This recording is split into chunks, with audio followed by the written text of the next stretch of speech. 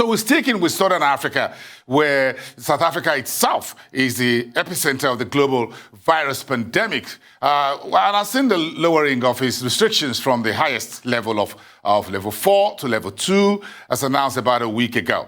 But how is the vaccination program progressing, and what impact is it having on the economy of Africa's most advanced country on the back of a mild cabinet reshuffle by President Cyril Ramaphosa early August? Joining me from Johannesburg to discuss this is Chris Hart, the Chief Executive Chairman at Impact Africa Investment. Good evening and good to see you again on the show, Chris. Thank you. Thank you very much for coming through tonight. Thank you. Thank you very much. My pleasure. Thank you so much. I was pleased with the announcement as read by President Ramaphosa just a few days ago, the lowering of the restrictions relating to the pandemic holding up. Are the numbers decelerating or otherwise? No, the numbers are decelerating. Clearly, we're coming out of the winter period, which is the natural time period for flu, and the COVID is very similar to this, and people are more susceptible during that. So we had the third wave during that time and greater lockdown restrictions. And with the lifting of that, it just helps a bit. But we now, since early last year, we're now on continuous restrictions, which were meant to be just a few weeks to flatten the curve. And we're now, lurching from level to level.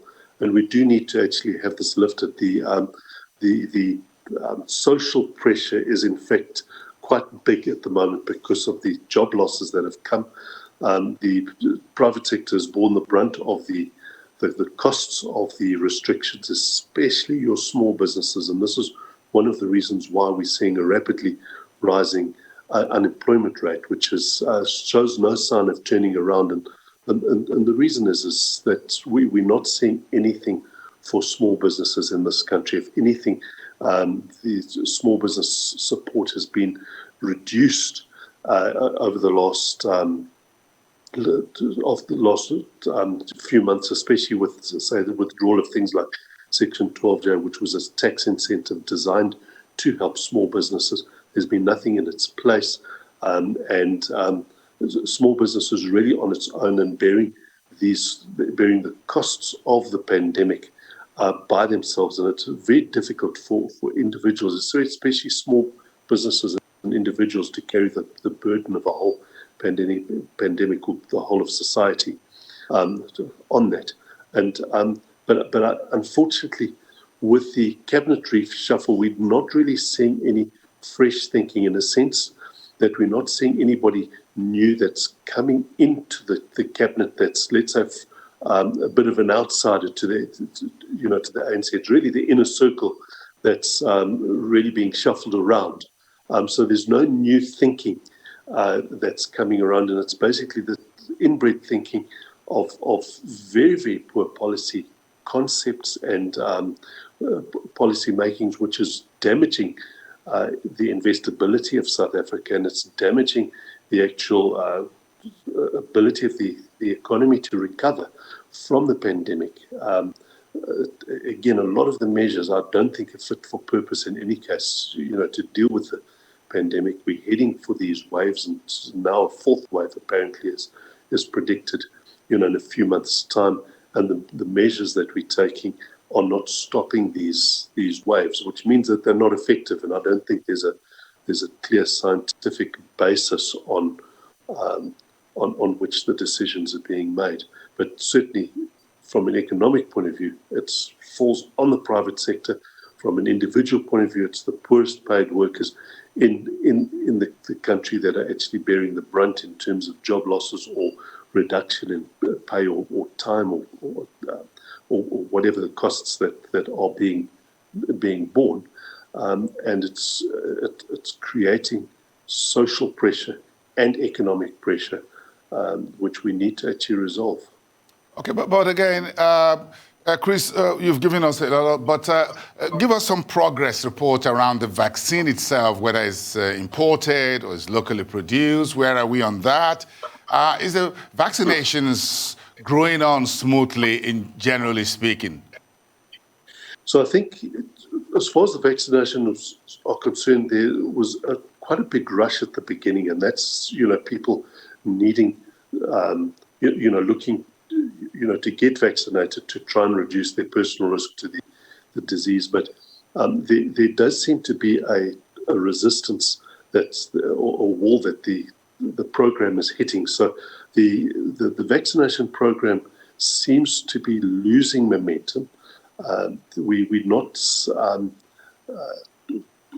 in other words, we're not being inundated by people looking for the vaccine. And I think the reason for that is that getting the vaccine doesn't change anything. And there are reports that, you can still get the disease, and this is why people are skeptical. You can still get the disease, you still have to wear your mask, the restrictions still apply. And then you say, well, then what's the point of the vaccine? And it's very difficult to convince a skeptical public that, this is a good thing. I think this is the problem where the government has broken its trust with the people in terms of the corruption that's unleashed in the country. It does affect trust. So if they're untrustworthy in everything else, why would they be trustworthy on the issue of this vaccine? And I think that's a question. Yes, because but how's the general economy adapting? What are the key business indicators pointing to right now for South Africa as we get towards the deeper end of the year 2021?